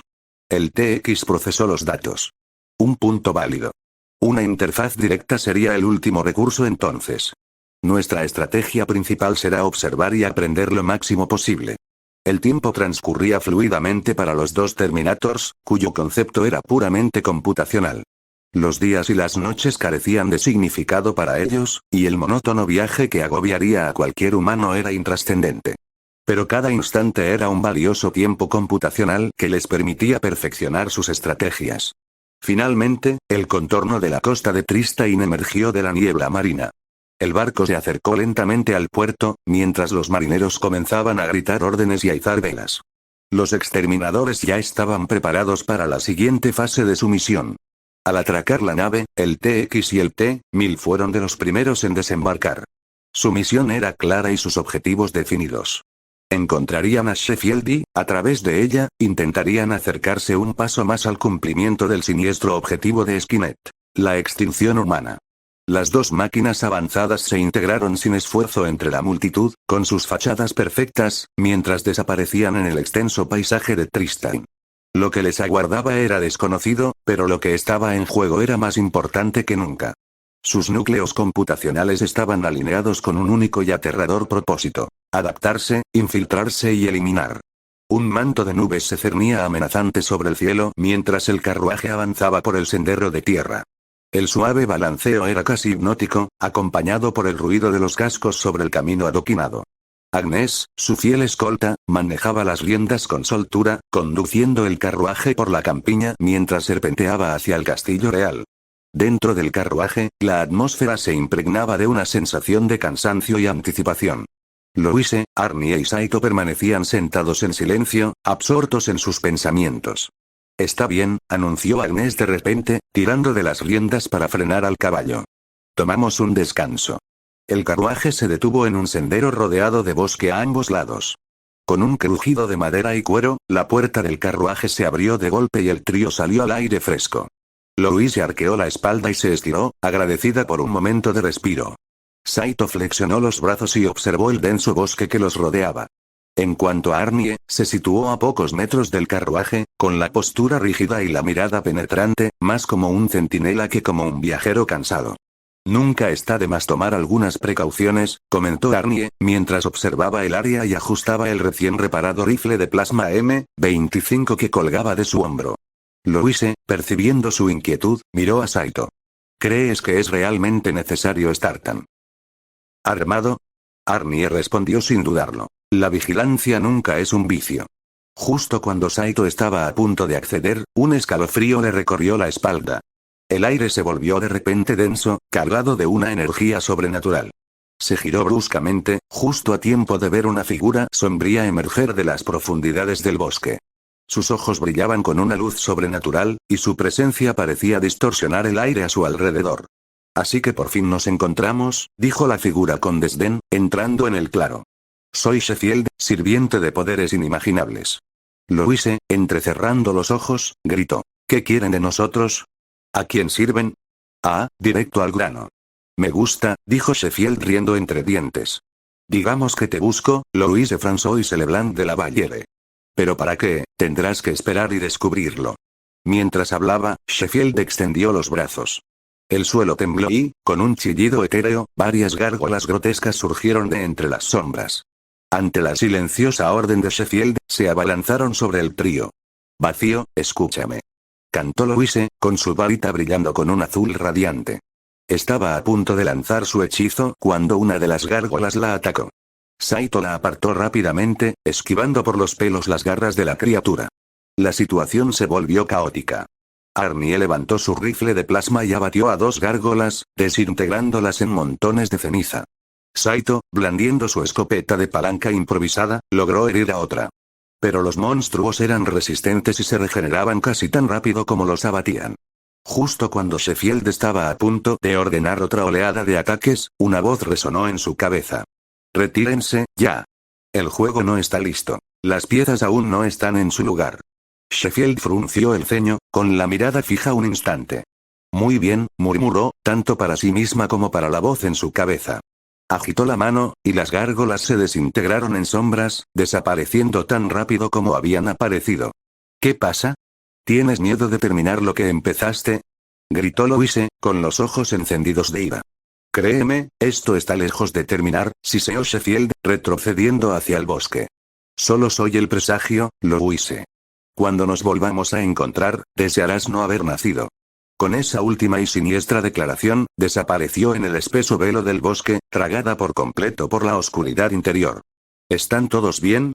Gritó Agnes, corriendo hacia el lugar con la espada desenvainada. Estamos bien, dijo Saito, con la mirada fija en el lugar donde Sheffield había desaparecido. Pero acabamos de encontrarnos con un enemigo sin igual. Y tengo el presentimiento de que esto es solo el principio.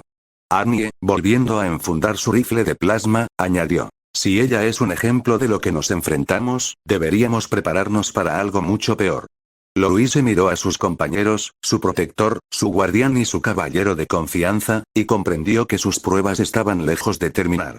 Al volver a subir al carruaje, el peso de los días que les aguardaban parecía oprimirlos aún más. Cuando el carruaje reanudó su viaje, no solo transportaba a 3 viajeros cansados, sino también las promesas tácitas y los temores que se cernían como sombras en sus corazones.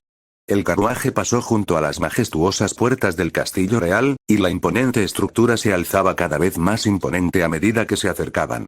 Las torretas se alzaban hacia el cielo, adornadas con banderas que ondeaban al viento, y las murallas se erguían como un testimonio inquebrantable del poder y el legado de Tristan. Agnes detuvo el carruaje con soltura, y los sirvientes se apresuraron a ayudar a los viajeros a desembarcar. Al salir Louise, Saito y Arnie, la grandeza del palacio los impactó de nuevo, a pesar de los pensamientos inquietantes que les nublaban la mente. Pero no era momento de asombro. Tenían una audiencia con la reina, la propia Enriqueta. Al entrar en el gran salón, fueron rápidamente escoltados a la habitación privada de Henrietta. La habitación estaba bañada por la luz dorada del atardecer, que se filtraba a través de las intrincadas vidrieras. Elegantes tapices que representaban la historia y las leyendas de Tristan adornaban las paredes. Henrietta se levantó de su escritorio al entrar. Louise, Saito, Arnie. Me alegra mucho verlos a salvo. Louise y Saito hicieron una reverencia, mientras que Arnie asintió levemente. Majestad, comenzó Louise con un tono de urgencia, fuimos atacados camino al castillo por una mujer llamada Sheffield, que parecía especialmente interesada en mí. Logró escapar antes de que pudiéramos detenerla. Henrietta abrió los ojos de par en par, confundida. ¿Sheffield?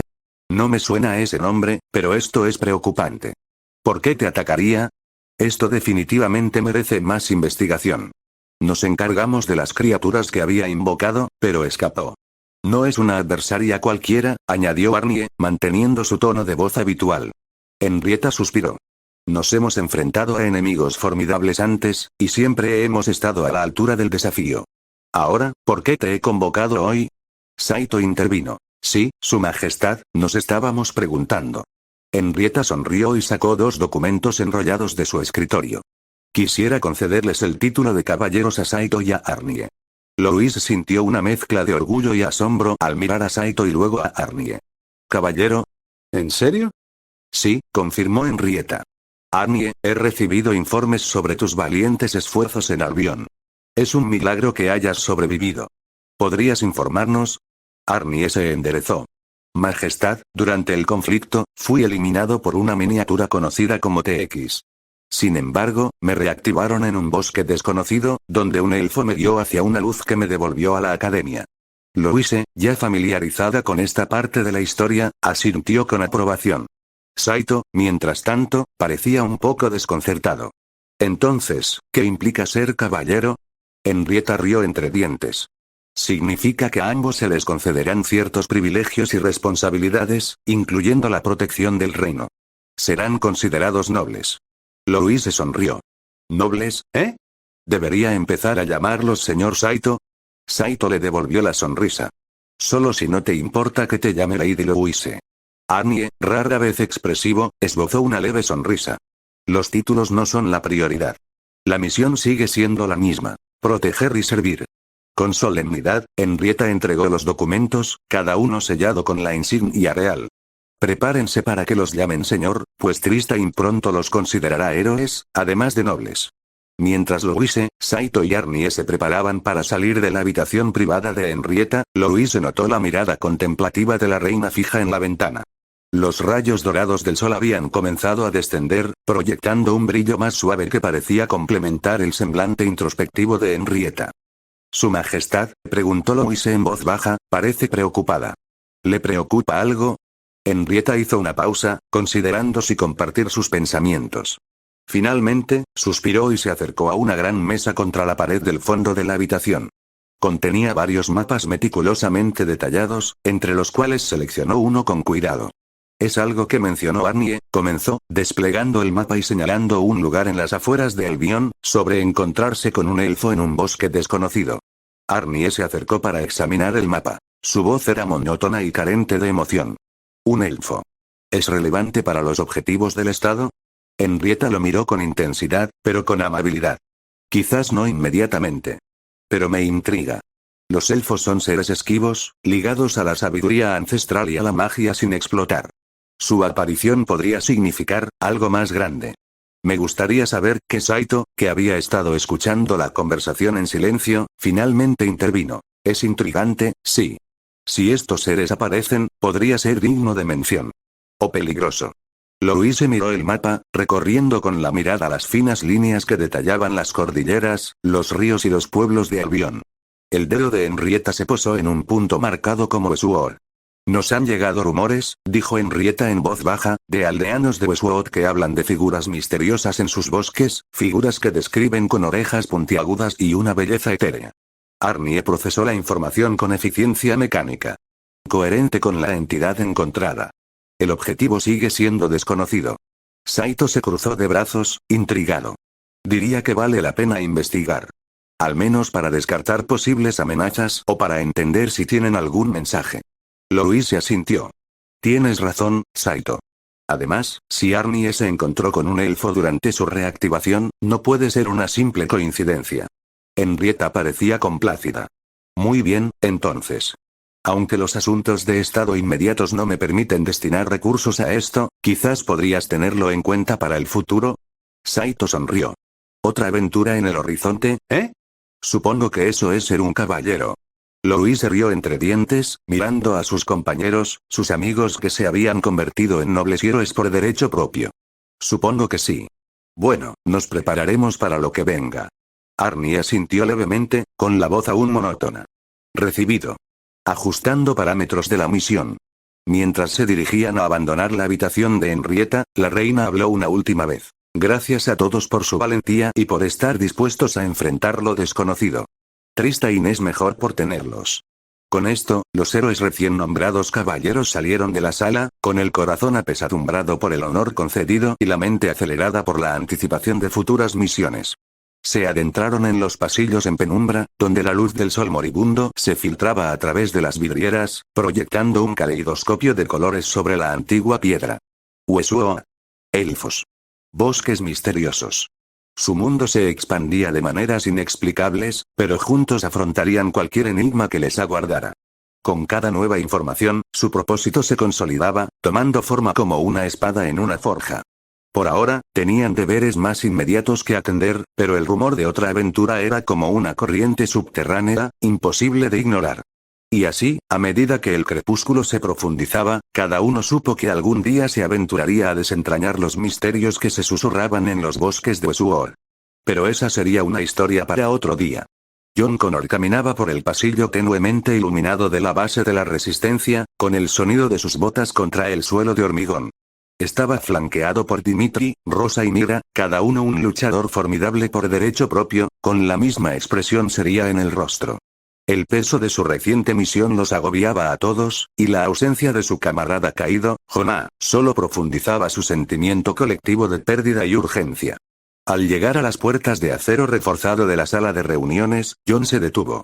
Un gesto solemne de su cabeza fue suficiente. Rosa tomó la manija de la puerta y la abrió con un silbido mecánico. Entraron en una habitación tenuemente iluminada por luces fluorescentes parpadeantes, impregnada del aroma a papel viejo y tabaco. Sentados a una larga mesa estaban los generales Williams, Harris y Parker, cada uno veterano curtido de esta guerra contra las máquinas, cada uno responsable de innumerables vidas y operaciones de la resistencia. Sus rostros reflejaban el cansancio de años de lucha en una guerra aparentemente imposible de ganar, pero sus ojos conservaban el brillo de una determinación inquebrantable. Connor, comenzó el general Williams, tu equipo ha sido convocado para discutir la reciente operación contra la fábrica de máquinas de Skynet. Siéntate. Comencemos. John y su escuadrón tomaron asiento, colocando los informes de la misión frente a ellos. Los dedos de Dimitri temblaban, Rosa mantenía la mirada fija en la mesa y Mira apretaba la mandíbula, conteniendo las lágrimas. Davis ha enviado su propio relato, dijo el general Harris, desplegando un trozo de papel, afirmando que usted y su equipo desobedecieron sus órdenes directas durante la misión, lo que provocó riesgos y bajas innecesarios. Antes de que John pudiera responder, la puerta se abrió de nuevo y entró el comandante Davis. Tenía el rostro enrojecido y entrecerró los ojos al encontrarse con los de John. Era evidente que había estado escuchando. Hablaré por mí mismo, gracias, espetó Davis, tomando asiento sin invitación en la mesa. John se inclinó hacia adelante, mirando fijamente a Davis. Si hubiéramos seguido tus órdenes al pie de la letra, la misión habría sido un completo fracaso. Tu estrategia fue errónea desde el principio. Insolente. Empezó Davis, pero el general Parker lo interrumpió. Explícamelo, Connor. John se volvió hacia los generales con un tono amargo. Davis nos ordenó pasar directamente por la entrada principal de la fábrica, que según él estaría poco vigilada. No podía estar más equivocado. El lugar estaba lleno de T-800 y drones. Jonah pagó caro esa desinformación. Dimitri intervino. Nos tendieron una emboscada. Jonas fue asesinado antes de que tuviera la oportunidad de defenderse. Davis frunció el ceño. Si hubieras seguido las órdenes, ¿te refieres a las órdenes que llevaron a la muerte de Jonah? Interrumpió Mira con una voz cargada de veneno. Rosa le puso una mano en el brazo, pero Mira la apartó. Basta. Gritó el general Williams. Estamos aquí para averiguar qué salió mal, no para discutir como escolares. John mantuvo la concentración. Nos adaptamos. Tomé la decisión de rodear el sistema de alcantarillado subterráneo. Usamos explosivos con temporizador para desviar su atención. Era arriesgado, pero era nuestra mejor opción. ¿Y? Preguntó el general Harris. Y lo logramos, dijo John. Derribamos la fábrica. Pero no gracias a Davis. Gracias a la rapidez mental, la adaptabilidad y un poco de suerte. Hombres buenos murieron por vuestra insubordinación. Gritó Davis. Hombres buenos murieron por tu incompetencia, replicó John con voz gélida. Si no hubiéramos desobedecido tus órdenes, no solo Jonah seguiría muerto, sino también todos nosotros. Y esa fábrica seguiría funcionando. La sala quedó en silencio. Los generales intercambiaron miradas, con el peso de las decisiones que les aguardaban en sus rostros. Finalmente, el general Parker habló. Gracias por su informe, Connor. Usted y su equipo pueden retirarse. ¿Pero qué pasa con? Empezó Davis. Revisaremos todas las cuentas y emitiremos nuestro juicio, dijo el general Williams, poniendo fin a la conversación. John se levantó, recogiendo sus papeles. Miró por última vez a Davis, cuyo rostro estaba rojo de rabia y humillación, antes de guiar a su equipo fuera de la habitación.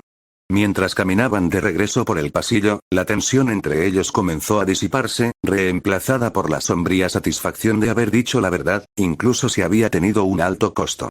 ¿Crees que nos creerán? Rosa finalmente rompió el silencio. Tienen que hacerlo, dijo John, con la mirada al frente. Hay demasiado en juego. Hicimos lo correcto, John, dijo Mira en voz baja, como si intentara convencerse a sí misma. Hicimos lo que teníamos que hacer, la corrigió John. Y seguiremos haciéndolo, cueste lo que cueste. Al salir de la sala de conferencias donde acababan de enfrentarse a Davis y a los generales, John Connor sintió una pesada carga sobre sus hombros. Su mirada se cruzó con la de Dimitri, Rosa y Mira, cada uno con un peso similar de dolor y responsabilidad. Vamos a darle a Jonás la despedida que se merece, dijo John en voz baja. El sol se ponía sobre el páramo mientras caminaban, proyectando largas sombras que parecían extenderse hasta el infinito, como espectros que anunciaban la llegada de la noche. El cementerio improvisado apareció a la vista. Un triste trozo de tierra adornado con cruces toscamente hechas y monumentos improvisados. Cada uno marcaba el lugar de descanso final de un camarada caído, un soldado que había dado su vida en la guerra contra Skynet. La mirada de Jon se posó en una cruz en particular, desgastada por el tiempo, pero que resistía con firmeza el viento que azotaba el desolado paisaje. El nombre Killer Reese estaba grabado en ella, un nombre que le trajo un torrente de recuerdos, cada uno una mezcla de calidez y agonía. Aquí, dijo Jon, con la voz apenas un susurro. Señaló un lugar junto a la tumba de Kyle. Enterraremos a Jonah aquí. Rosa asintió, con los ojos llenos de lágrimas que se negaba a dejar caer. Le habría gustado eso. Estar al lado de un héroe. Dimitri empezó a cavar, y su pala se hundió en la tierra dura e implacable con una serie de golpes sordos. Los demás se unieron, absortos en sus pensamientos, trabajando en un silencio sombrío. Tras lo que pareció una eternidad, una tumba poco profunda estaba lista. Mira colocó con cuidado las placas de identificación de Jonah en el hoyo, con manos temblorosas. Era un buen hombre, un soldado valiente, dijo con voz entrecortada. Rosa añadió un pequeño y desgastado osito de peluche junto a las etiquetas. Algo que Jonah había conservado, un recuerdo de un mundo que ya no existe. Nos cuidaste, amigo, susurró, es hora de que descanses. Dimitri, por lo general tan estoico, se llevó una mano al corazón antes de agacharse y colocar una pequeña bandera rusa junto a las pertenencias de Jonah. Por valentía, murmuró. Jon esperó a que retrocedieran antes de respirar hondo, arrodillándose junto a la tumba. Colocó una fotografía doblada junto a los demás objetos. Una foto de su escuadrón, tomada durante un raro momento de respiro. Jonah estaba allí, sonriendo, como si la infernal realidad en la que vivían no le pesara en absoluto. Somos la resistencia. Luchamos para que otros puedan vivir. Hoy recordamos a Jonah, no solo como un soldado, sino como un hermano, comenzó Jon con voz firme. Ante un enemigo implacable, se mantuvo firme. Puede que ya no esté, pero nunca lo olvidaremos. Su espíritu luchará con nosotros, dentro de nosotros, hasta que ganemos esta guerra. Mira finalmente se derrumbó, sus lágrimas fluyeron libremente mientras se desplomaba en los brazos de Rosa. Dimitri miraba al horizonte, con la mirada perdida, como si buscara algo inalcanzable. Jon sintió un vacío profundo que lo envolvía, pero lo apartó. Ya habría tiempo para llorar, para sentir, más tarde. Por ahora, tenían un deber que cumplir. El grupo se turnó para echar tierra a la tumba, y cada montículo servía como un solemne homenaje a su amigo caído. Al terminar, Jon sacó un trozo de madera de su mochila y grabó el nombre de Jonah con su cuchillo. Lo plantó firmemente junto a la cruz de Killer Reese, como último homenaje. Mientras permanecían allí, con los últimos rayos de sol desapareciendo en el horizonte, Jon sintió una extraña sensación de paz. Fue como si, por un instante, sus camaradas caídos estuvieran junto a ellos, animándolos a continuar la lucha. Deberíamos regresar, dijo finalmente Dimitri, rompiendo el silencio. Jon asintió. Sí, tenemos un día largo por delante. Al darse la vuelta para irse, Rosa miró las tumbas por última vez. ¿Crees que terminará alguna vez, Jon? ¿Esta guerra? Jon hizo una pausa, sus ojos se encontraron con los de ella. Tiene que ser así, dijo en voz baja. Por su bien, tiene que ser así.